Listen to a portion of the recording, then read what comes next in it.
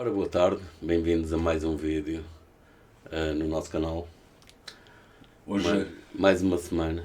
mais uma semanita que passou e então vamos para a atualização da semana 23.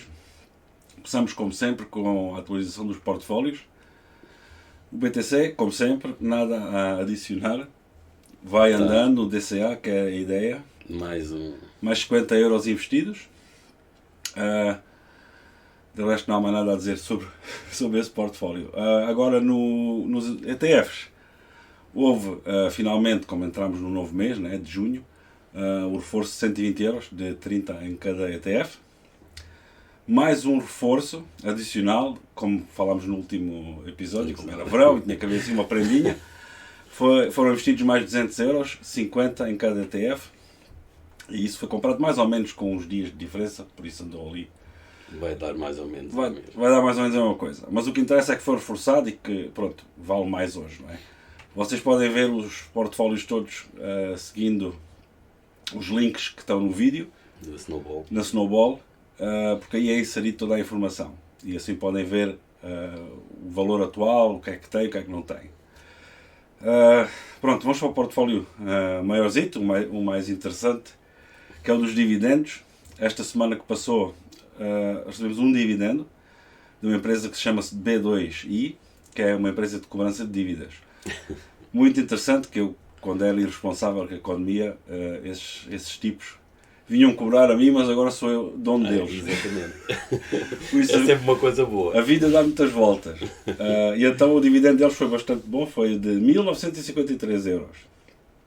Eles normalmente é uma empresa que paga dividendo anual ou bianual, depende do ano. Este ano foi anual, quer dizer que esses dois pagamentos foi posto num, por isso é que o dividendo foi tão bom. É uma coisa boa receber este dividendo tão alto, mas isto indica que a economia não está... Isso indica que alguém foi cobrar este dinheiro. Exatamente. E chegou aqui como dividendo. Mas pronto, é assim a vida dos negócios. O portfólio está bastante saudável em termos de dinheiro, em cash, pronto para compras. Está com 19.323 euros, por isso estamos quase ali numa metazinha dos 20 mil euros, que é um valor já desafogado que dá praticamente para comprar. Pelo menos a ideia é uma posição nova, mais um reforço aqui e ali, especialmente no verão, porque o verão é uma altura onde a bolsa tem menos atividade. Exato. Mas sempre um pouco. Sim, e muitas vezes consegues encontrar coisas a um preço interessante, porque embora haja menos atividade, pode ser que os sobes e desces sejam mais notáveis. As oportunidades aparecem normalmente nessas alturas. E então, pronto, até agora. Estamos a chegar ao fim do primeiro trimestre de dividendos, ainda faltam alguns entrarem. Mas o que foi recebido e declarado até agora foi um valor de 25.322 euros. Estamos a meio da meta, que era 50. Exato. Ainda faltam 2 trimestres. Estou com umas dúvidas se lá vamos chegar, porque... Por causa da MPCC. A MPCC é a vaquinha de ouro aqui do portfólio e eles... é uma empresa que é dona de navios de contentores pequenos.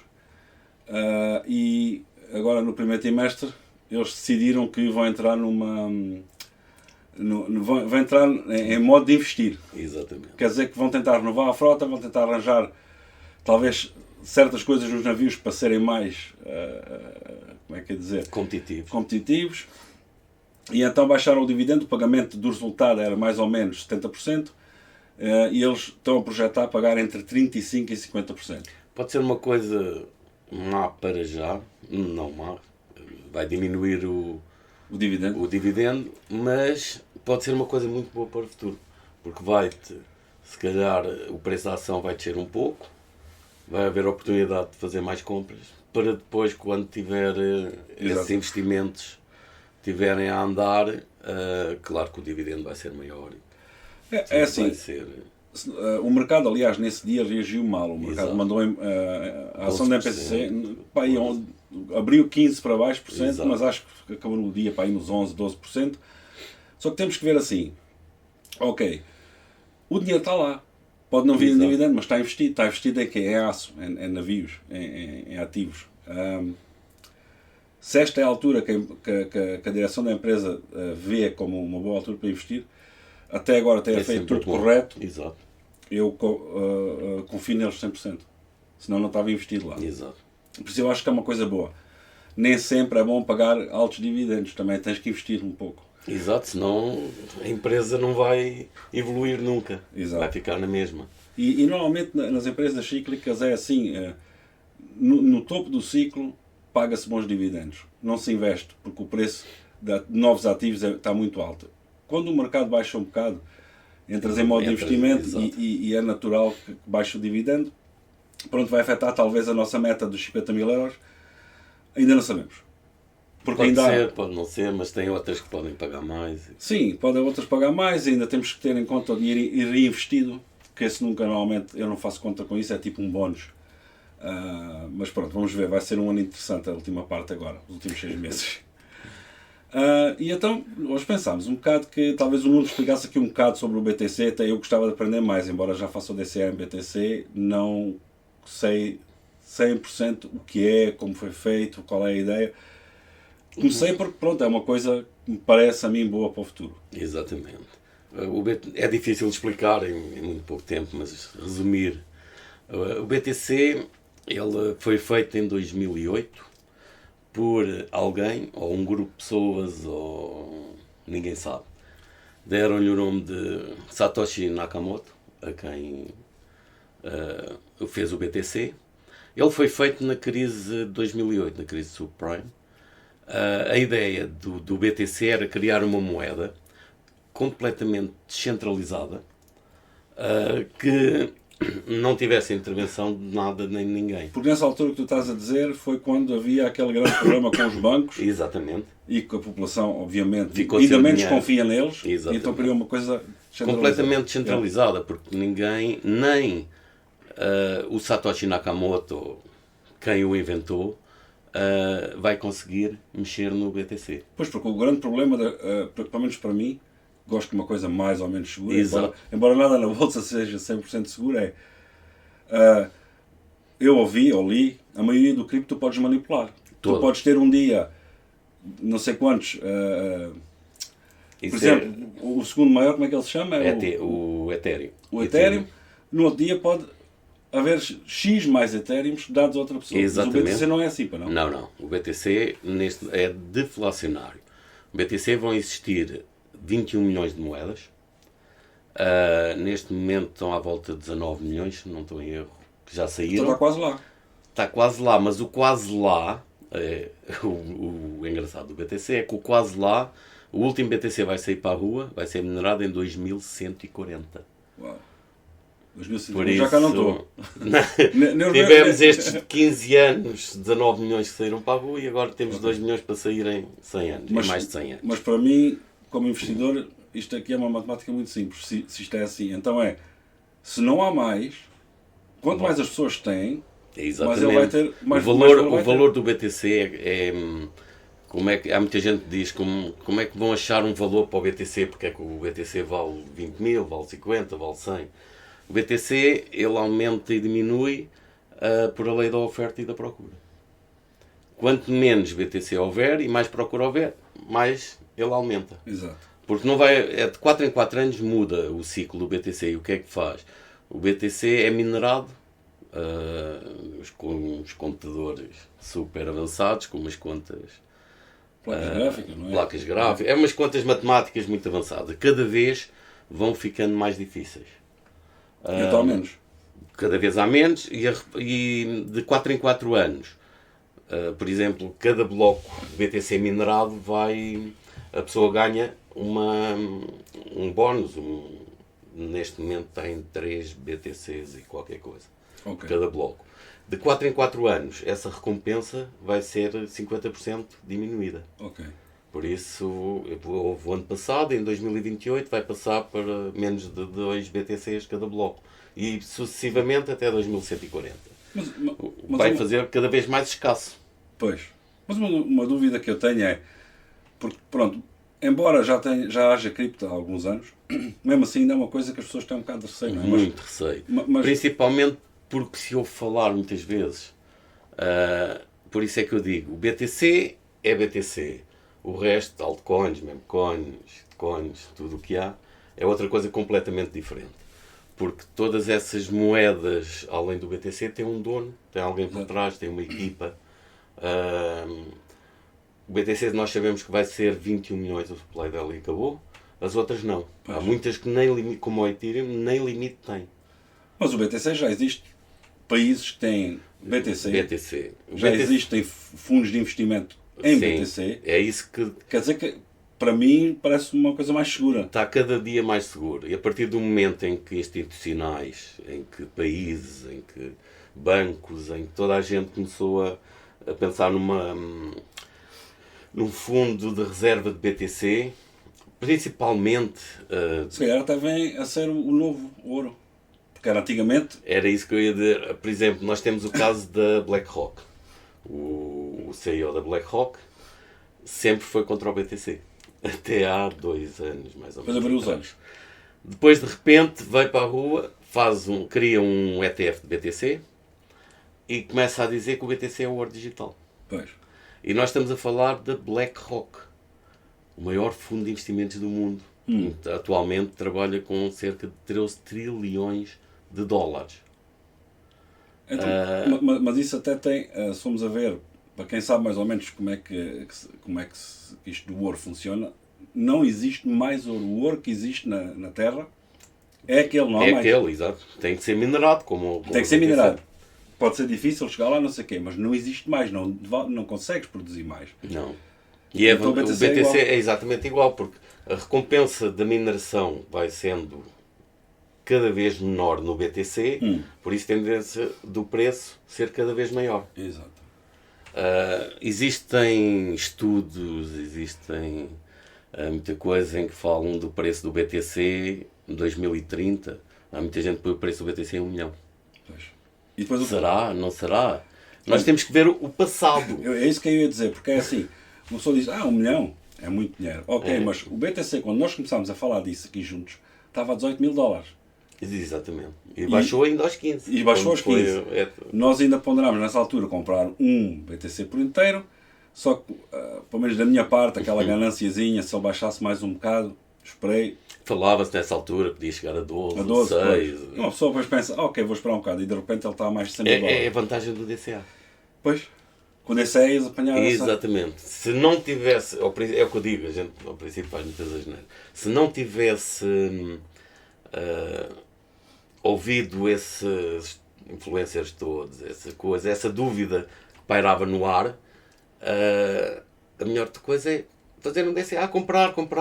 O BTC teve durante 1 ano e meio, pois, ali entre os 20 e os 15. 1 ano e meio. O Nuno agora disse aqui uma coisa que eu não posso deixar passar, que é muito importante. Ouvires fulano B, não sei o quê. Exato. Quando investes, seja na bolsa, seja em cripto, seja em qualquer coisa, o ruído, o lixo, o ruído que te engana é 99% do que tu ouves. Exato. Por isso tens que saber filtrar. Exatamente. E não te deixar afetar por isso. Neste caso nós deixamos afetar por ruído. Exato. Do BTC. E muita gente tem medo do BTC por o que se ouve nas notícias, que infelizmente a comunicação social fala no BTC quando ele está lá em cima, ou quando existe algum problema de pirâmide, de trafolhice. Mas se nós pensarmos bem assim, o BTC existe há 15, 16 anos, 2008, 2009, quando foi criado. E sempre houve trafolhice. Com o dinheiro fiduciário, sempre houve. E com o dinheiro normal também, com qualquer coisa. Sempre houve trafolhice. Só tem que ter cuidado, não é? Exatamente. Temos que saber no que é que investimos e o que é que ouvimos. Porque a maior parte das pessoas, por exemplo, começa a dar no noticiário. O BTC chegou a 100 mil dólares, como agora chegou e toda a gente falou, chegou ao all-time high. Há muita gente que vai, só quando ouve na televisão, quando começa a ouvir muita gente a falar, que vai entrar no ativo. Pois. Mas isto é um ativo volátil, nós sabemos, cada vez menos. Eu acho que com a entrada da BlackRock e dos institucionais... Então, não tens aquelas caídas enormes? Não. Caiu agora, desde que o Trump foi eleito, caiu 30%. Eu não fiquei triste, fiquei contente. Compraste mais? Exatamente, porque ele chegou aos 109 e depois consegui comprá-lo a 74 de novo. Porque com o DCA, eu apanhei na segunda-feira que ele foi aos 74 e 300. Exatamente a compra que olhou nesse dia. E então o DCA faz-nos isso, faz-nos apanhar essas volatilidades todas. Mas neste momento, isto foi em janeiro, em março, acho que ele chegou a março, abril, aos 74, e a semana passada bateu 111. Sim. Mas para quem faz o DCA, isso não importa. Não interessa, não importa. Uma coisa muito importante, não...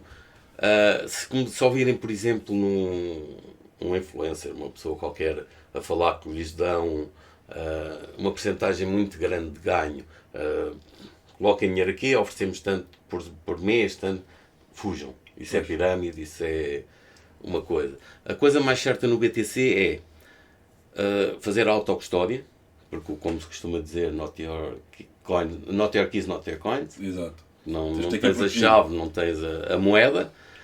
Nós sabemos, por exemplo, nós falamos aqui no Revolut. É uma maneira muito fácil de comprar. Para quem não está familiarizada com isto tudo, é muito fácil e mais seguro. Coloca o dinheiro, compra e guarda. Temos outras maneiras muito mais seguras de guardar o BTC, como nós temos a carteira física, compramos e colocamos lá. Sim, aliás, eu, se não me engano, compro diretamente para a carteira física. Eu compro diretamente na Ledger também. E assim está lá, ninguém pode tirar aquilo, Nada, a não ser que tu dês as chaves. Nem o governo. E a pensar, então pronto, já que estamos aqui a falar do Revolut e dos DCAs, estava a pensar, falámos aqui um bocado, e as pessoas tiveram umas perguntas também acerca dos ETFs, com uma coisa muito básica, como comprar ETFs. E então nós decidimos mostrar aqui uns slides como comprar os ETFs na Revolut. Exato, na Revolut. E porquê Revolut? Porque a Revolut é muito fácil de usar. E depois também podes comprar fracionados. Exatamente. Quer dizer que tu a comprares um ETF por inteiro, podes chegar a pagar 500 euros, 700 euros, 300 euros por um ETF. Nem toda a gente consegue meter esse dinheiro lá. Eu não estou interessado em meter esse dinheiro lá. Exato. E então é assim, certas corretoras oferecem-te a possibilidade de comprares aquilo fracionado. Quer dizer que, por exemplo, no nosso DCA, compra-se 30 euros mensais de cada ETF, dos 4. Aquilo há de um dia chegar a um ETF inteiro ou mais, não é? Exatamente. Mas a ideia é essa. Então, como fazer isto? Vamos mostrar aqui uns slides. É simples. Abres o Revolut e vais onde diz investir cá em baixo. Carregas aí. Depois, vais onde diz negociar. Ou se sabes o nome do ETF que queres, fazes um scroll... não, vais a negociar se sabes o nome do ETF. Exatamente. Se não, faz um scroll para baixo e tem lá uma lista com ações, com ETFs, carregas lá no ver ETFs, procuras, lê, tens de ter curiosidade, vais lá ver, este ETF interessa-me, fala, por exemplo, nós temos aqui um ETF sobre ações, empresas que investem no envelhecimento da população, e nós sabemos que, pelo menos na Europa, as pessoas estão cada vez mais velhas e existe cada vez mais tecnologia desenvolvida. Exato. E então damos aqui este exemplo de um ETF que é o 2B77. Nós não temos esse ETF, apenas achamos interessante, e é um ETF que também deixa de fazer um plano de poupança automático, como vocês estão a ver no slide. Tu podes chegar lá, nos que diz poupança automática, onde vocês estão a ver agora aí um coisinho vermelho, carregas nisso e podes fazer uma simulação. Como nós prometemos aí 30 euros, mas podes pôr menos ou podes pôr mais. Aquilo dá-te uma projeção. Lembrem-se sempre que projeção é adivinhar o futuro, não quer dizer que seja certo. Mas quantos mais anos estás investido no mercado, mais seguro fica. Justamente no que toca a fundos de investimento ou ETFs. Depois metes o plano de poupança com os valores, escolhes datas, está aqui no slide, carregam lá naquele coisinho, vocês podem meter. Nós temos mensal. Pois é, quando tens isso feito, no Revolut, lá no investir, vai estar lá a dizer, por exemplo, quando é a próxima compra, se já compraste, e então tens que lembrar uma coisa, automático é bom. É bom, mas também podes fazer sabes que aquele dia vai ser a compra automática e fazes uma transferência automática do teu banco para o Revolut 3, 4 dias antes. Sim, ou até pode ser um dia antes, porque aquilo é na hora. Sim, como é que tens lá o dinheiro, mas o que nós fazemos nós mandamos para lá o dinheiro e aquilo está lá. Exato, e depois vai comprando. Exato. Mas pronto, compras automáticas é bom porque é menos trabalho, deixas andar, não pensas tanto nisso. E uma coisa muito importante, muitas vezes não é por mal, mas a pessoa esquece. Pois. A pessoa esquece. Esquece e não podes quebrar o vai estragar o DCA. E isso já falámos antes. Não metas um valor que é difícil manter todos os meses. Exato. Mete uma coisa realista que não quebras e deixa andar, pá, esquece. Exato. Pronto, então essa foi com comprar um ETF e meter uma compra automática no Revolut. Eu só queria falar mais uma coisa do BTC que me esqueci, que é importante. O BTC neste momento custa 106 mil, acho que eu vi agora, 106 mil dólares, um BTC. Mas um BTC é dividido em 100 milhões de satoshis, que é neste caso tipo os cêntimos do euro. Exato. Cada BTC são 100 milhões de satoshis. E então quando nós fazemos um DCA com 20, 30, 40, 50 euros, seja o que for, nós estamos a comprar satoshis. Antigamente a pessoa comprava o BTC, hoje em dia compra satoshis e é tentar acumular o máximo de satoshis possível, porque chegar a um BTC é difícil. Neste momento estamos a falar 100 mil dólares. 100 mil, mais ou menos 100 mil euros. 100 mil euros. 106 mil dólares dá a volta de 100 mil euros. Mas que com o DCA se calhar não é impossível. Pois, com o tempo.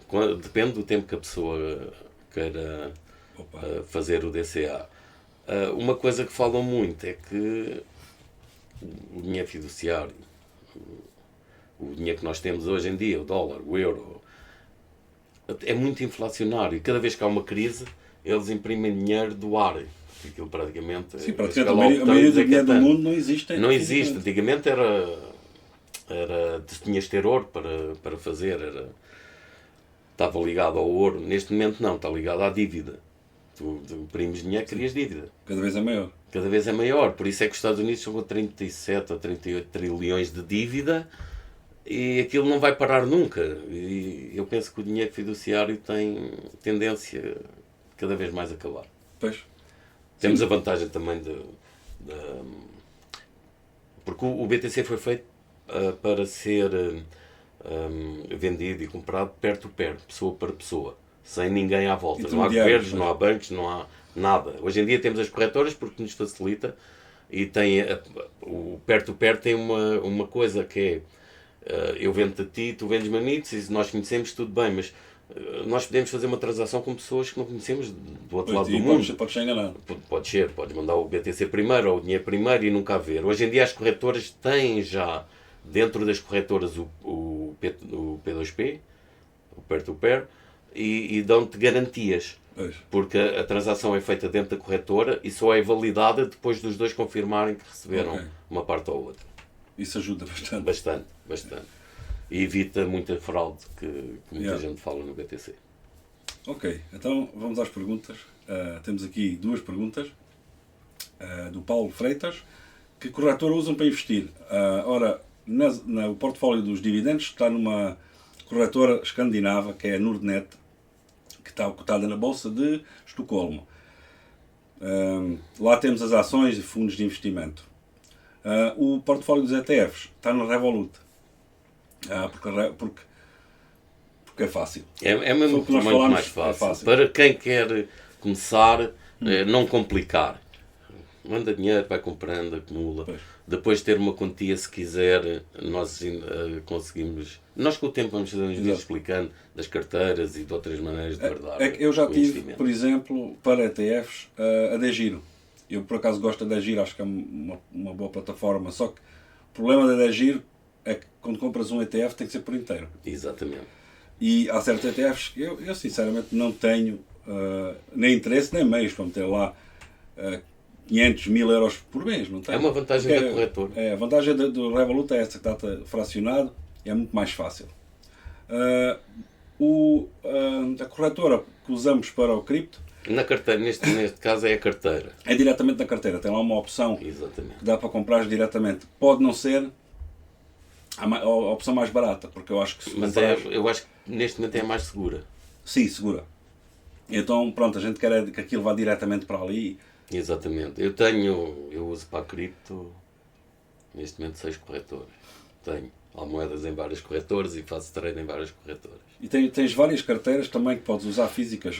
Mas nós optámos para a Ledger porque na altura, pelo menos, era a mais segura e a melhor de todas na altura. Hoje em dia já há outras. Há várias, muito mais baratas até, e até algumas carteiras, sem ser carteiras online, não são tão seguras, mas são melhores do que algumas corretoras. Tens várias opções. Agora o nosso amigo Vítor Gomes fez aqui uma pergunta muito importante, talvez um bocado avançada, e então a resposta vai ser assim meio. Não temos tempo para responder a uma pergunta. Mas vamos fazer aqui o melhor. Ele diz, podem focar quais os pontos principais a ter em conta numa avaliação de uma empresa do vosso portfólio. Ele está a falar neste caso de ações. De ações. Vítor, então é assim, numa empresa mais tipo, que estás à espera de um crescimento anual, mais ou menos que sabes, ou que a empresa projeta, e se fores a ver ao passado, tem mais ou menos esse crescimento. Imagina um banco, uma seguradora, essas empresas são mais fáceis de achar um preço do que uma cíclica, por exemplo. E uma maneira muito fácil de fazer isso é, imagina que a empresa diz que está à espera de crescer 5% anual. E se fores a ver ao passado, tem razão, não tem? Se cresceram mais ou menos esses 5%, já tens uma boa base. E então podes fazer uma projeção tipo 10 anos à frente, de quanto vai crescer o valor dessa empresa, fazes uma abaixo do esperado. Não fazer sempre um pouquinho abaixo. Sim, imagina que eles estão à espera de 5%, tu fazes os 5%, fazes 3%. Exato. E fazes 8%. E então chegas ao fim e vais achar o valor médio do crescimento dessa empresa. O que tu fazes é dividir depois esse valor por número de ações. Tens de ter em conta também que podem aparecer novas ações serem emitidas ou retiradas no mercado, mas pronto. Por isso é que nós estamos a dizer que é um bocado mais complicado estar a fazer essa avaliação aqui. Mas pronto, ao teres esse número, esse valor, vais dividir para as ações existentes e vais achar um valor. Depois, para teres o valor intrínseco, ainda vais ter que descontar desse valor, porque o valor intrínseco é para te proteger de baixas no mercado. Tipo, é um valor que estás à espera que não caia muito mais do que isso. Mas hoje em dia achar o valor intrínseco, uma empresa a ser vendida ao valor intrínseco é muito difícil, porque existem N aplicações e programas que te dão essa informação, por isso essas empresas estão todas a ser seguidas pelo mundo inteiro, não é? Só numa crise, numa queda muito grande, tipo do Covid, tipo quando foi dos bancos em 2008, o .com, só nessas alturas é que hoje em dia tu consegues achar uma coisa mesmo ao valor intrínseco ou abaixo, digo eu, não é? Exato, é muito difícil acontecer. E há muita... hoje em dia, penso que nas ações antigamente era mais difícil, era mais fechado. Era mais fechado. Hoje em dia é muito mais aberto. Se houver algum motivo para preocupação, depressa aparece uma notícia. Por isso é que é importante estar estar em cima das notícias e acompanhar todos os dias. Exato. Agora, como o nosso portfólio tem muitas empresas cíclicas, aí a avaliação já é um bocado diferente.